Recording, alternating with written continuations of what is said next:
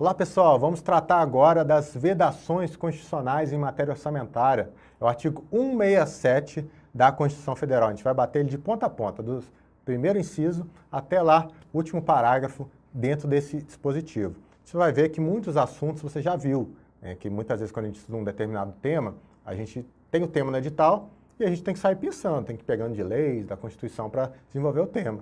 E, claro, a gente pega alguma coisa que está na Constituição Federal. E em algum desses temas você já vai ter visto. Vai ser importante para a gente fazer revisão e algumas coisas vão ser novidade para você também. Acho que vale a pena, porque pode cair até mesmo numa prova de direito constitucional, porque a gente vai estar aqui dentro apenas da Constituição Federal. Assunto importante, artigo 167 da Constituição Federal. Vamos lá então comigo. Na tela, vedações constitucionais em matéria orçamentária, artigo 167 da Constituição Federal. É muito difícil estar esse nome, vedações, num edital, mas às vezes vem finanças públicas na Constituição, tem as vedações, porque tem o artigo 167. Orçamento na Constituição Federal, está aqui dentro, o artigo 167 está dentro também. Tiver vários tipos de temas que podem cair vedações constitucionais, tá bom? Esse termo mesmo é mais complicado, é mais difícil de ter, com esse nome. Bom, então o que a gente vai começar na Constituição Federal? Artigo 167, são vedados. Então significa o quê? Que a gente vai falar de vedações lá na Constituição Federal. Bom, vamos começar sempre assim, para relembrar qual que é o caput, que só diz isso, são vedados, e vamos falar dos incisos. Começando, são vedados. A gente pode ler como é vedado, né, porque a gente vai ler inciso a inciso. É vedado o início de programas ou projetos não incluídos na Lei Orçamentária Anual. Então esse aqui não admite exceção, pessoal. Se não tiver na Lei Orçamentária Anual, não pode haver um início de programas ou projetos.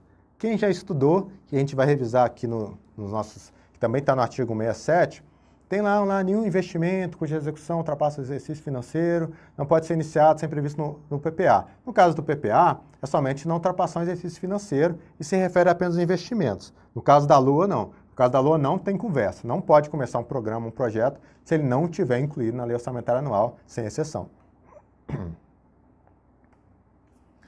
É vedada a realização de despesas ou assunção de obrigações diretas que excedam os créditos orçamentários ou adicionais. Créditos orçamentários, aqueles que vão estar lá previstos lá na lei orçamentária. Os créditos adicionais são aqueles que vão alterar os créditos orçamentários, podem anular, podem incluir novos créditos. O que não pode acontecer é o quê?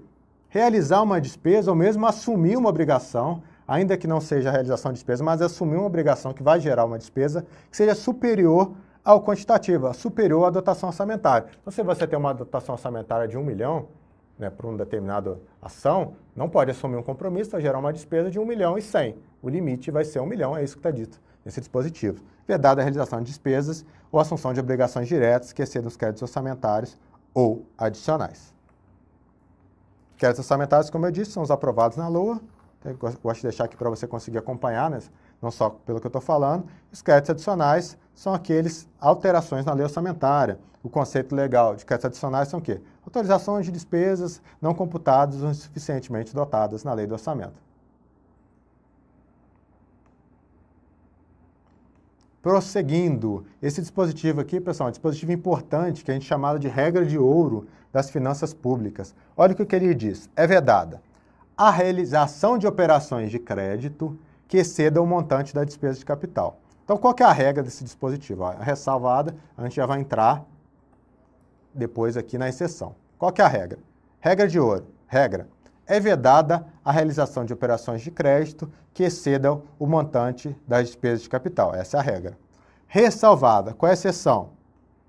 Bom, antes de a gente estar na exceção, vamos falar aqui um pouquinho o que é operações de crédito e despesa de capital. Olha lá. Repare o quê? Como a regra que a gente traz aqui da regra de ouro. É vedada a realização de operações de crédito que excedam o montante de despesa de capital. Ou seja, a operação de crédito, financiamento, o endividamento não pode ser superior à despesa de capital. Qual que é a ideia aqui? A ideia não é deteriorar o patrimônio público. Você vai fazer um financiamento, você vai fazer uma operação de crédito, é para quê? É para uma despesa de capital. Não é para pagar a despesa corrente. Você não vai pegar um empréstimo para pagar o funcionamento da máquina pública, para pagar pessoal. Porque senão você vai ficar com a dívida e esse dinheiro vai embora, porque ele foi utilizado em despesa corrente. Essa é a ideia. Se for feita uma operação de crédito, você tem que ter na mesma medida as despesas de capital. Então, a operação de crédito não pode ser superior ao que for gasto com a despesa de capital. As operações de crédito, eu falo para vocês entenderem como financiamento, como empréstimo, das origens das receitas. Então, ela é uma parte das receitas de capital.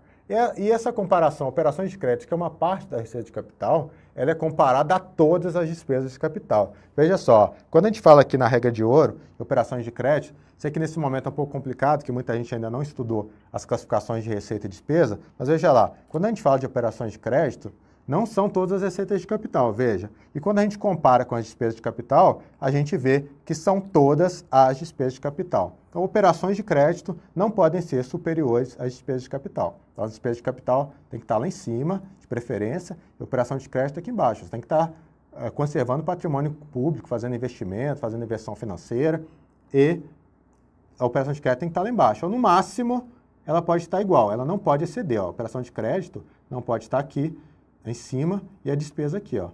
Despesa de capital aqui. Tá? É isso que quer dizer esse dispositivo. Vamos agora para a exceção. Ressalvadas. Tem exceção? Tem. Ressalvadas.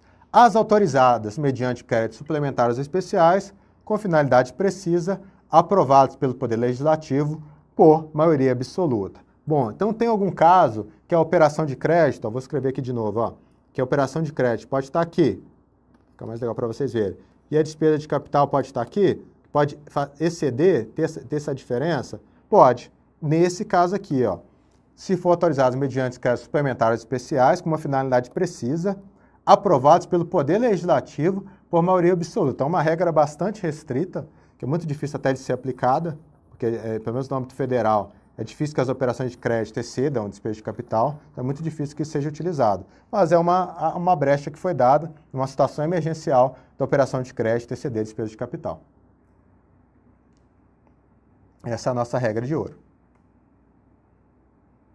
E o que são os créditos adicionais? Eu coloquei aqui uma colinha para a gente, para você entender que algumas vezes a gente fala aqui dos créditos adicionais e vão ser utilizados também em outros momentos da nossa aula. Bom, aqui a gente colocou como exceção, ó, créditos suplementares ou especiais. O que são esses créditos suplementares especiais? A gente tem os créditos adicionais, que a gente pode entender como um gênero. Créditos adicionais são alterações orçamentárias, como a gente viu no slide anterior. Essas alterações desse gênero de créditos adicionais podem ser do tipo suplementares, especiais ou extraordinários. Esses suplementares aqui é para reforçar a dotação, esses especiais é para uma dotação nova que não existe na LOA, lembrando que a gente está falando de alterações, ó. Então aqui reforça uma dotação que já existe, ela foi insuficiente, a gente vai reforçar. Especiais é uma dotação nova, imagine uma construção de um hospital que não estava previsto na LOA, não estava prevista uma dotação nova. E extraordinários é para despesas urgentes e imprevisíveis. É uma emergência, uma calamidade pública, por exemplo, abre os créditos extraordinários. E aqui na regra de ouro, inclui apenas os créditos suplementares ou especiais. Vamos prosseguir, então? São vedados. Número 4. Veja só que a gente tem um dispositivo, agora no quarto aqui, a gente tem um dispositivo grande. Então, esse inciso, e se a gente fosse puxar cada uma das coisas para tentar ler, ele fala, pessoal, aqui é do princípio da não vinculação de receitas. Eu coloquei ele todinho aqui para você ver que faz várias referências, mas não é para você sair preocupado com isso, não. Eu já vou passar para o próximo slide que a gente vai dar uma enxugada nesse dispositivo para ficar mais fácil na sua compreensão. Ele trata exatamente do princípio da não vinculação de receitas ou não afetação de receitas. Então, aqui a gente está falando do inciso 4 e a gente está falando aqui também do parágrafo 4º, tá? Lá na frente a gente vai falar, não, o parágrafo 4º a gente não vai repetir no artigo 67, porque a gente já viu aqui, tá? Então, vamos agora decifrar e esquematizar esse dispositivo. Olha lá, esse dispositivo é um dispositivo constitucional que ele fala do princípio orçamentário da não afetação de receitas. Veja só, o que ele diz? É vedada a vinculação de receita de impostos a órgão, fundo ou despesa. Está lá naquele dispositivo grandão que a gente viu. Com as exceções, ele fica extenso porque ele tem muitas exceções. A primeira coisa que você tem que saber é que é vedada a vinculação de receita de impostos. A gente sabe que tem outras espécies tributárias, que tem taxas, tem contribuições de melhorias, mas a vedação aqui se refere aos impostos.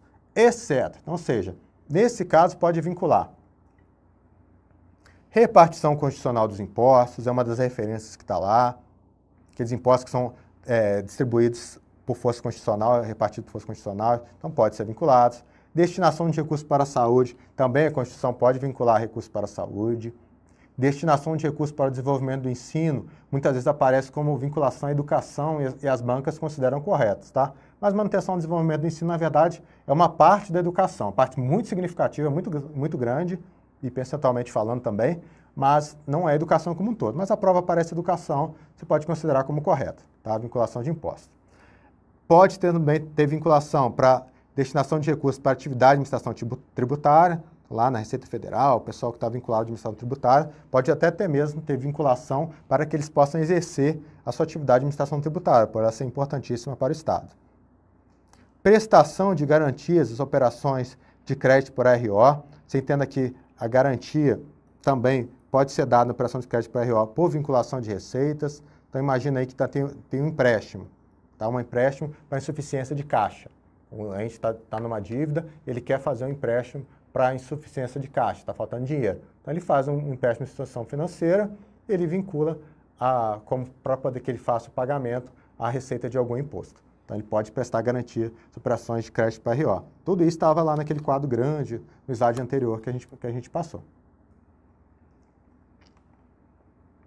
E também para garantia, contra garantia à União e pagamentos de débitos para com esta. Então, garantia contra garantia à União, pagamentos de débitos para com esta, ou seja, para com a União, também pode ser vinculado. O que seria isso? Garantia.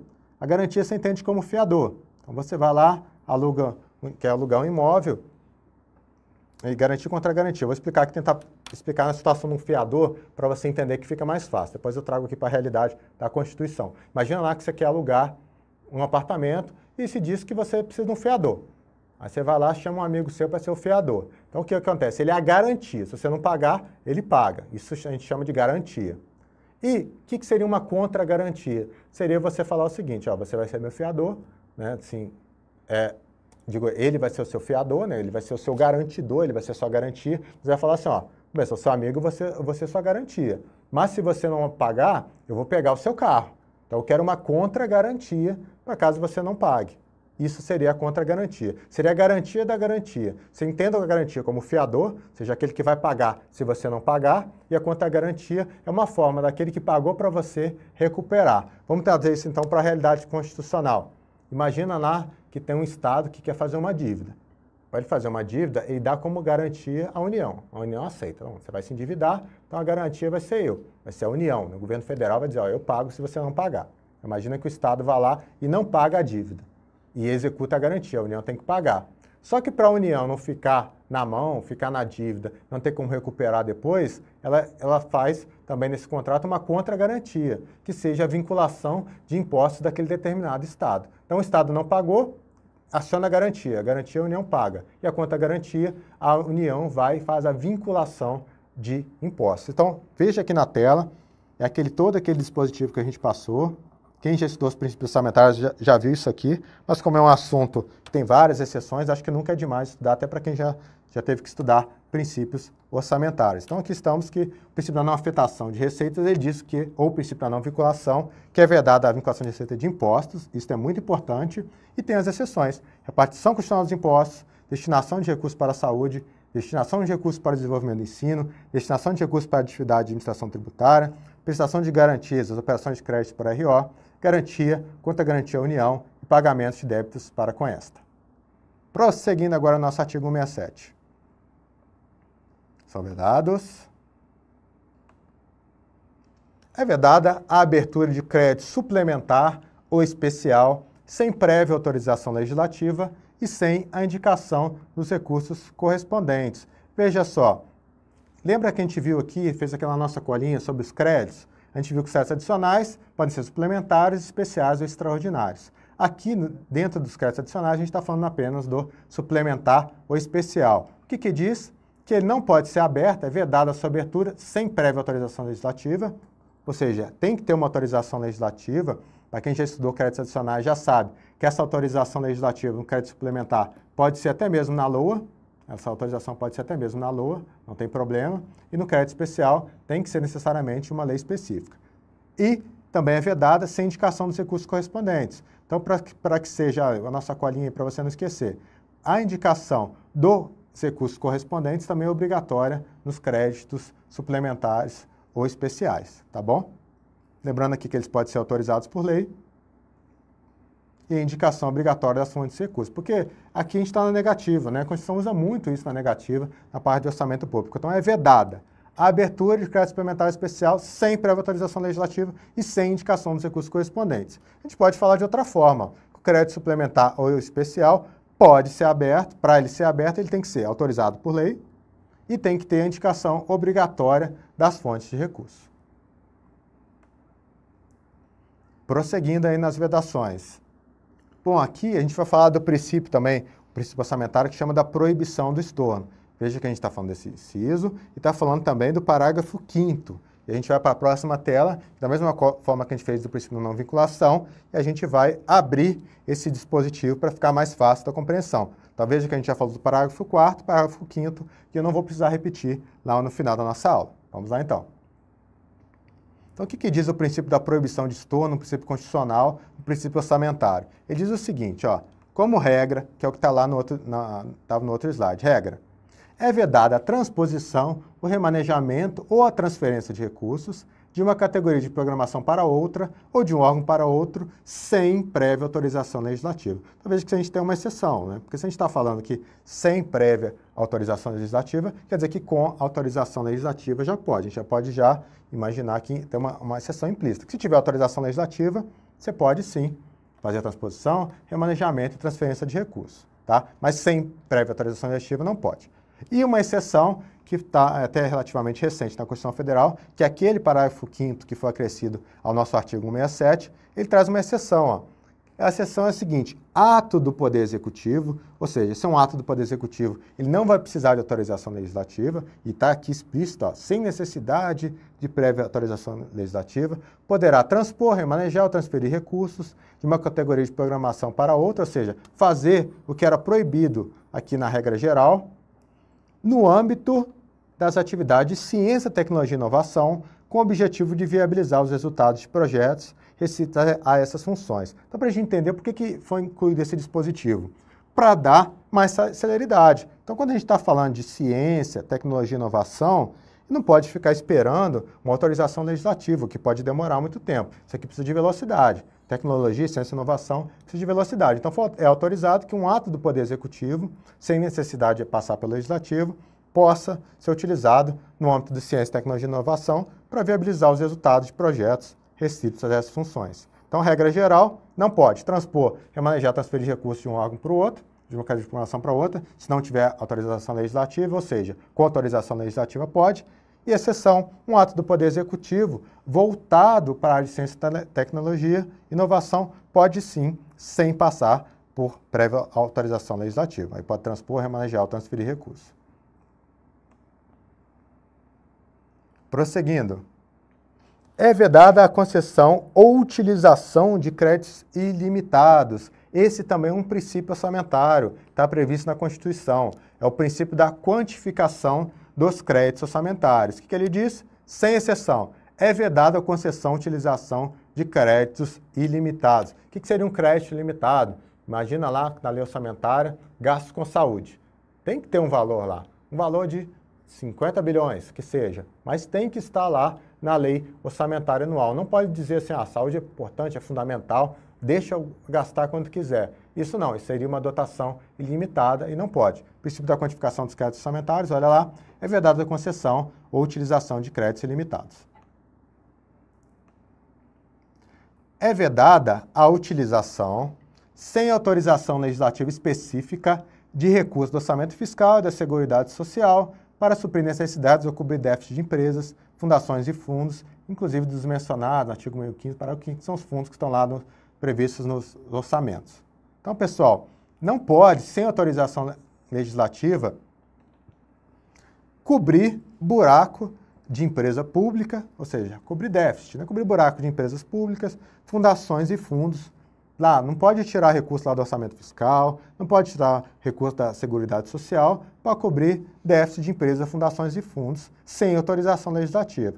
Ou seja, é uma regra única, né, que sem autorização legislativa não pode, mas, por outro lado, se fosse com autorização legislativa, poderia sim ser utilizado, por exemplo, recurso da Seguridade Social para cobrir déficit de fundo. Mas, para isso, precisa da autorização legislativa, precisa da autorização dos nossos representantes.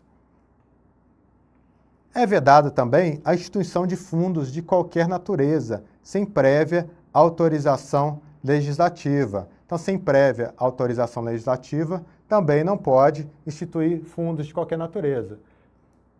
Veja aqui, como exceção, né, não é uma exceção, é uma regra geral, né, uma regra que não admite exceção, mas eu gosto sempre de destacar que, quando fala sem prévia autorização legislativa, quer dizer que há uma situação em que esses fundos podem ser instituídos. Não é que é uma vedação absoluta à instituição de fundos, não. É uma vedação absoluta à instituição de fundos sem autorização legislativa. Com autorização legislativa, pode.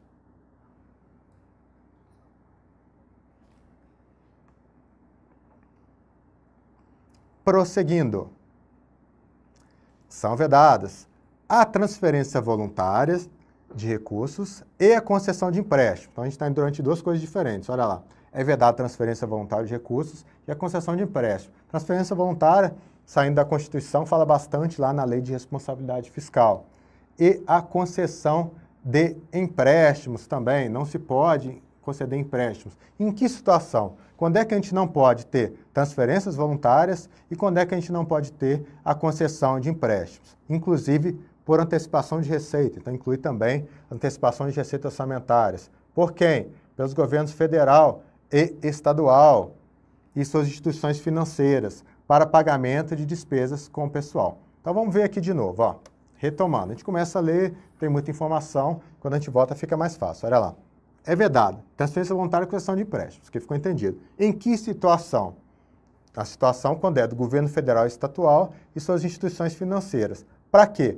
Para pagamento de despesa com o pessoal. Então, não pode haver uma concessão de um empréstimo para quitar despesa com o pessoal. Não pode haver uma concessão de uma transferência voluntária para quitar despesas com o pessoal. Só pessoal ativo? Não. Pessoal ativo, inativo e pensionista dos estados, do Distrito Federal e dos municípios. Veja só, então a gente está falando de um ente superior, né, um ente, não sei se não é a palavra adequada dizer superior, mas um ente da União que não pode emprestar para os estados e municípios para pagar despesas com o pessoal. Não pode fazer transferência voluntária para estados e municípios para pagar despesas com o pessoal. Da mesma forma, quando a gente fala dos estaduais, os estaduais também não pode emprestar para pagar despesa com o pessoal, não pode emprestar aos municípios, não pode fazer transferência voluntária para pagar despesa com o pessoal. Então é isso que você tem que entender, pessoal. Não pode haver transferência voluntária e concessão de empréstimo de um ente para o outro para pagamento de despesas com o pessoal.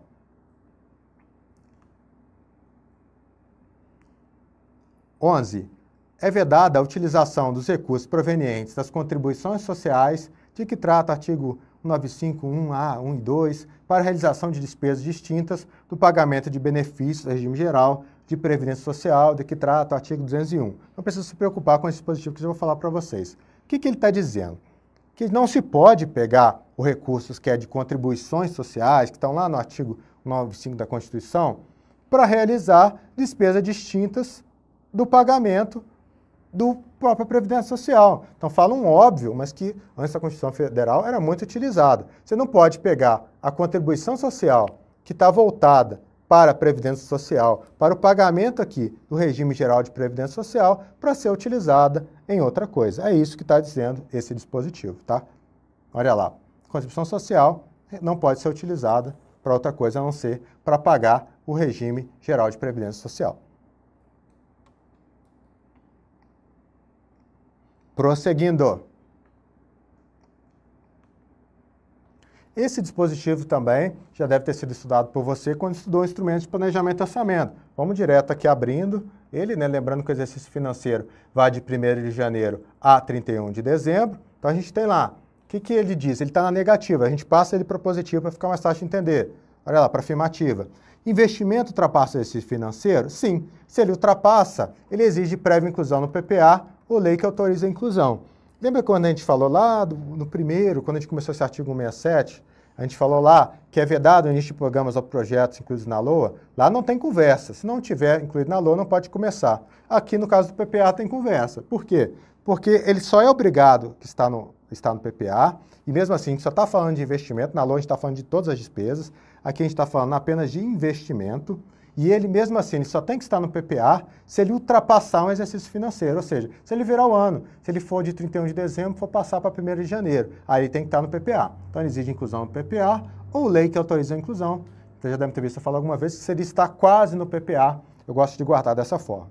E se ele não ultrapassar o exercício financeiro, não é exigido que seja no PPA. Então, a gente pode começar o investimento sem ele estar no PPA? Sim, se ele não ultrapassar um exercício financeiro. E sem estar na LOA, pode? Não, porque toda despesa tem que estar na LOA para ser iniciada. E agora a gente pode ler o dispositivo, o parágrafo 1º. Olha lá o que ele diz. Nenhum investimento cuja execução ultrapassa um exercício financeiro, cuidado sempre com esse nenhum, tá? Quando a gente vê nenhum, a gente acha que está errado, mas aqui o nenhum, ele está na própria Constituição, ultrapassa o exercício financeiro, poderá iniciado sem prévia inclusão no PPA. Então, ou seja, sem estar no PPA, ele não pode começar, se ultrapassar um exercício financeiro. Ou sem lei que autoriza a inclusão. Ou seja, ele tem que estar no PPA ou numa lei autorizando a inclusão para ele ser iniciado, senão ele não pode ser iniciado e se isso for contrariado, é crime de responsabilidade.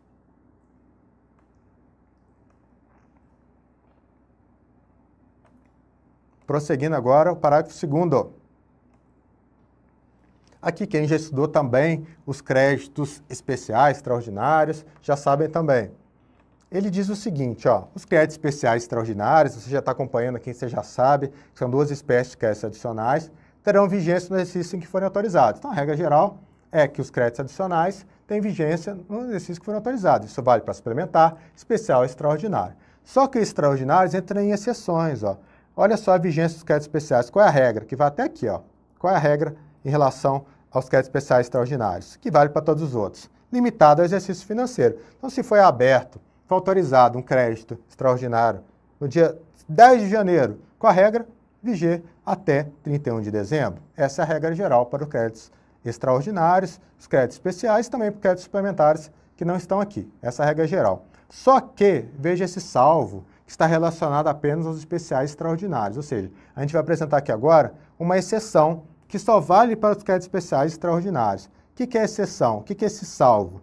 Se o ato de autorização for promulgado nos últimos 4 meses daquele exercício. A gente sabe que o exercício vai até de 1º de janeiro a 31 de dezembro, então se a gente está falando dos 4 meses, os últimos 4 meses começam em 1º de setembro, então a partir de 1º de setembro.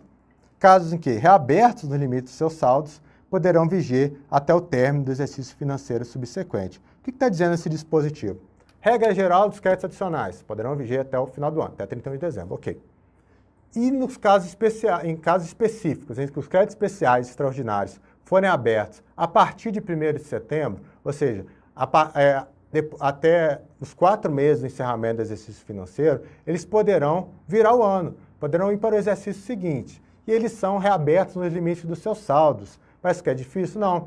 Se tem um crédito de 5 milhões que foi reaberto e foi gasto naquele ano 3, o que seria o seu saldo? 2. Então, ele vai ser reaberto no limite do seu saldo, ou seja, ele não vai ser reaberto pelo 5, vai ser reaberto pelo que sobrou, reaberto pelo 2. E ele pode ser reaberto, tá? Pode ser que seja aberto um crédito extraordinário em outubro, de 5 milhões, e só gastou 3, mas se for necessário só 3 mesmo. Então, no exercício seguinte, ele não vai ser reaberto.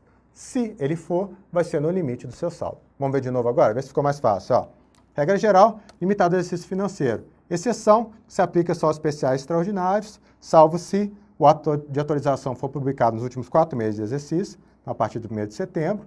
Casos em que reaberto nos limites de seus saldos, poderão viger até o término do exercício financeiro subsequente. Então, professor, se ele for aberto lá em junho, ele pode viger? Entra nessa exceção? Não, a vigência vai ser limitada ao exercício financeiro. E, parágrafo 3º, a abertura de crédito extraordinário somente será admitida para atender despesas imprevisíveis e urgentes, como as decorrentes de guerra, comoção interna ou calamidade pública, observado o disposto no artigo 62. O artigo 62 da Constituição fala da tramitação da medida provisória como um todo. Tá? E aqui a gente interessa para a gente é o crédito extraordinário, que é aberto por meio de medida provisória. E ele vai ser emitido em que situação? Para despesas imprevisíveis e urgentes. Quem já estudou crédito extraordinário já sabe disso, e no artigo 167 que estava lá o conceito de crédito extraordinário, uma das espécies de créditos adicionais, utilizado apenas para despesas imprevisíveis e urgentes. E o parágrafo 4º e o parágrafo 5º, que encerram o artigo 167, já foram estudados durante a aula, a gente já tratou deles. O parágrafo 4, a gente falou na parte lá do princípio da não vinculação de receitas. E o parágrafo 5º, a gente falou do princípio da proibição do estorno. Então, pessoal, encerramos aqui a nossa aula sobre vedações constitucionais em matéria orçamentária. Eu vejo que a gente teve várias coisas que foram novidades e muitas coisas que já foram estudadas em outros assuntos, mas são importantes para a nossa revisão e valeu a pena ser revisado aqui pela gente. Tá certo, pessoal? Até o nosso próximo encontro. Um forte abraço.